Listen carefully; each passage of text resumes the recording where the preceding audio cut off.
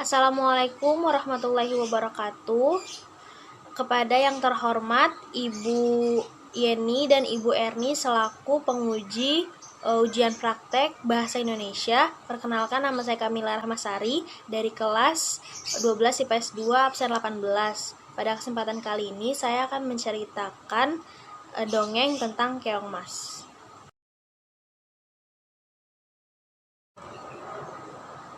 Dikisahkan di kerajaan Daha, dipimpin oleh seorang raja yang bijak bernama Raja Kertamarta. Raja mempunyai 2 orang putri yang cantik-cantik.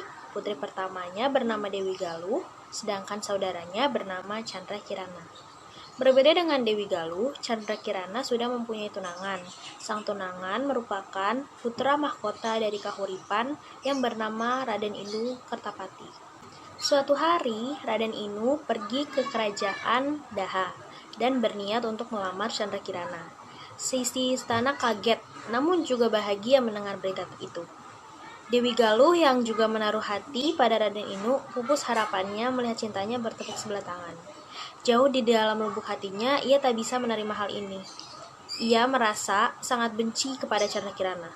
Dewi Galuh merasa bahwa Raden Inu lebih pantas bersanding dengannya dibanding dengan adiknya sendiri, Chandra Kirana. Aku mau ke kamar saja. Kenapa? Kenapa selalu Chandra Kirana yang memperoleh keuntungan? Akan kusingkirkan kau, Chandra Kirana, ujar Dewi Galuh penuh kebencian. Makin hari, kebencian Dewi Galuh semakin besar kepada Chandra Kirana. Ia berpikir keras, bagaimana cara menyingkirkan Chandra Kirana agar Raden Inu menjadi miliknya. Rasa dengki Dewi Galuh terhadap Chandra Kirana membuatnya gelap mata. Bagai pucuk dicinta ulat pun tiba, terjawab sudah rencana Dewi Galuh untuk menyingkirkan Chandra Kirana dari kehidupannya. Dewi Galuh mendengar kabar bahwa ada seorang nenek sihir yang memiliki kesaktian yang hebat. Dan lagi, dia adalah penyihir yang jahat. Suatu hari, Dewi Galuh pergi menemui nenek sihir sakti itu. Apa yang membuat putri kerajaan datang kemari malam-malam begini? Apa yang kau harapkan dari wanita tua sepertiku? Ujar nenek sihir dengan senyuman menakutkan. Kau benar, wanita tua.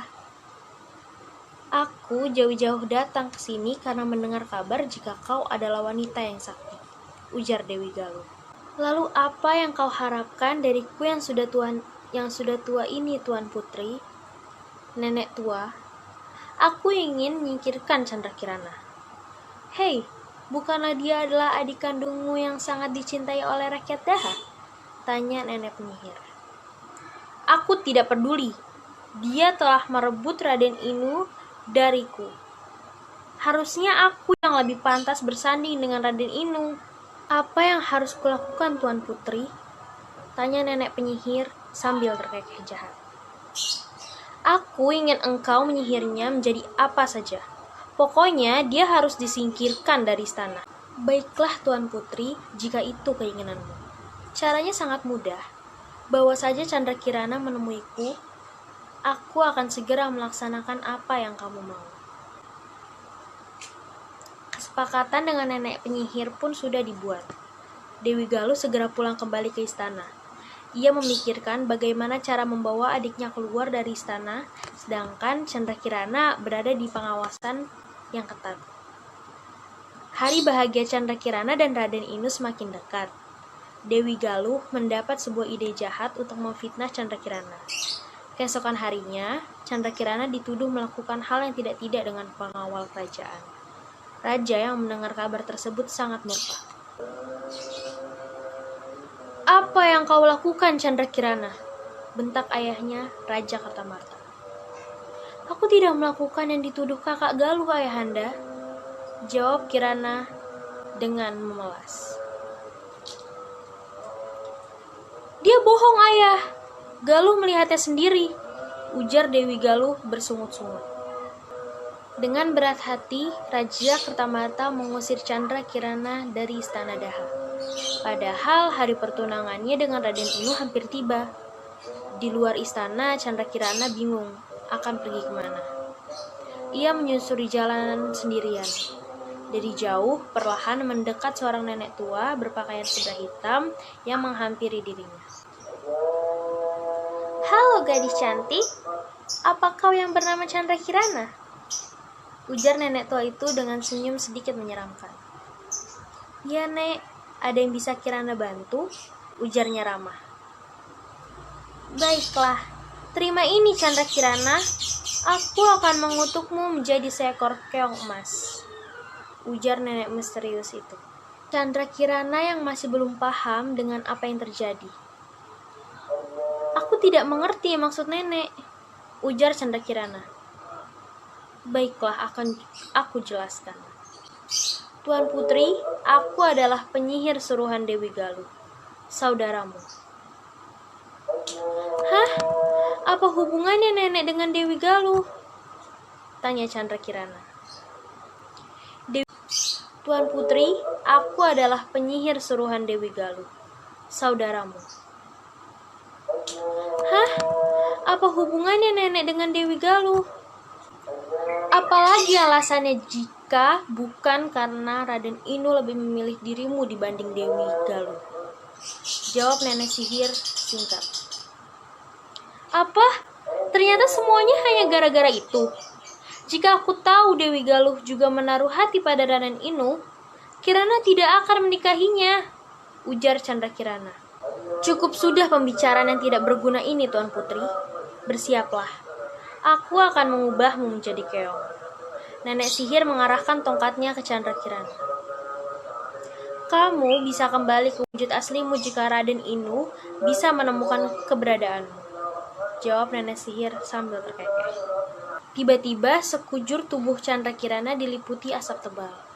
Ketika akan menghilang, terlihat Chandra Kirana telah berubah menjadi seekor keong emas.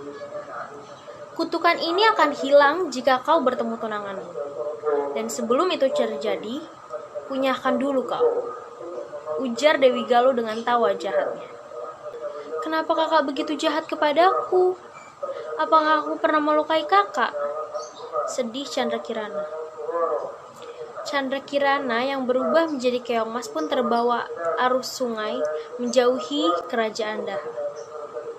"Kemana arus ini membawaku pergi?" tanya Chandra Kirana pada dirinya sendiri. Tiba-tiba keong emas ini terjebak ke dalam jaring. "Ah, apa ini?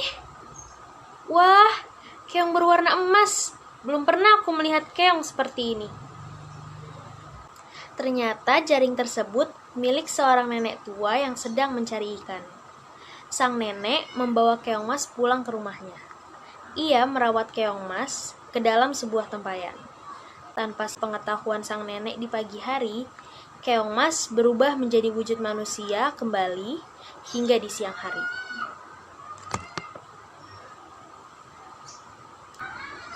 "Hah, tak terasa hari sudah siang. Aku harus menyiapkan makanan untuk nanti sore." Sang nenek pulang ke rumah. Betapa terkejutnya ia karena di meja sudah terhampar berbagai masakan yang enak-enak. "Hah? Siapakah yang memasak semua ini? Siapakah yang menyiapkannya untukku?" Keesokan paginya, sang nenek kembali ke danau untuk mencari ikan. Lagi-lagi ketika nenek pulang, berbagai masakan telah tersaji di meja makan. Penasaran, sang nenek pun memutuskan untuk pulang lebih awal dari biasanya di keesokan harinya. Ia pun mengendap-endap memasuki dapur. Terdengar suara seseorang yang sedang memasak. Sang nenek terkejut melihat seorang gadis cantik yang sedang memasak di dapur. "Siapakah engkau, wahai gadis cantik?" Chandra Kirana pun menceritakan semua kepada sang nenek. Ia juga bercerita kalau kutukannya akan hilang sepenuhnya jika ia bertemu dengan tunangannya, Raden Inu. "Entah kapan kutukan ini akan berakhir, Nek. Sabarlah, Nak Kirana. Berdoalah terus. Suatu saat doamu pasti akan terkabul." Sementara itu, kabar menghilangnya Chandra Kirana menyebar dengan cepat dan sampai di telinga Raden Inu. Ia segera pergi ke kerajaan Daha untuk memastikannya. Dan benar saja, sesampainya di sana, yang ada hanya Dewi Galuh saja. Raden Inu menanyakan di mana Chandra Kirana. Namun, Dewi Galuh terus mengalihkan pembicaraan. Pihak kerajaan Daha juga menutup mulut atas apa yang menimpa Candrakirana, termasuk sang raja, karena ia merasa sangat malu. Raden Inu tidak menyerah. Beberapa saat, ia tinggal di kerajaan Daha untuk mencari informasi seputar Candrakirana. Raden Inu mendapat kabar bahwa Candrakirana difitnah oleh seorang di dalam kerajaan. Pengawal tersebut juga mengatakan ada yang berusaha menyingkirkan Candrakirana dan pelakunya masih ada di dalam istana. Keesokan harinya, ia pun berpura-pura menjadi seorang rakyat jelata. Mendengar Raden Inu berniat mencari Candrakirana, Dewi Galuh memberitahukan hal tersebut kepada nenek sihir. Sang nenek sihir pun berubah menjadi seekor gagak hitam. Ia terbang mencari Raden Inu.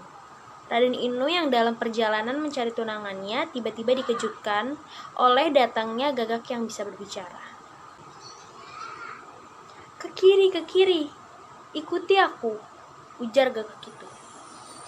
Hah? Gagak itu bisa berbicara. Mungkin ia bisa menjadi petunjukku untuk bertemu dengan Candrakirana. Raden Inu pun mengejar gagak tersebut. Tanpa sepengetahuan Raden Inu, sang gagak jelmaan nenek sihir sebenarnya justru menjerumuskan Raden Inu ke arah yang salah. Di perjalanannya, langkahnya terhenti ketika melihat sang kakek tua yang bersandar di pohon. Ia terlihat lemas.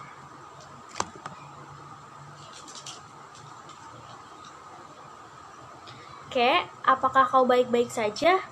Kau terlihat begitu pucat, tanya Raden Inu pada sang kakek. Aku sudah tidak makan berhari-hari anak muda, jawab kakek tua itu. Ini kek, makanlah sebagian bekalku, aku membawa cukup bekal.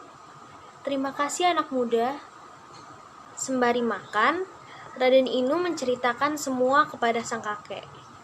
Raden Inu juga menceritakan bahwa ia mengikuti gagak yang bisa berbicara tersebut.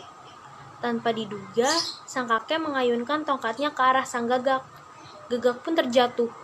Gagak yang terjatuh berubah wujud menjadi nenek sihir kembali.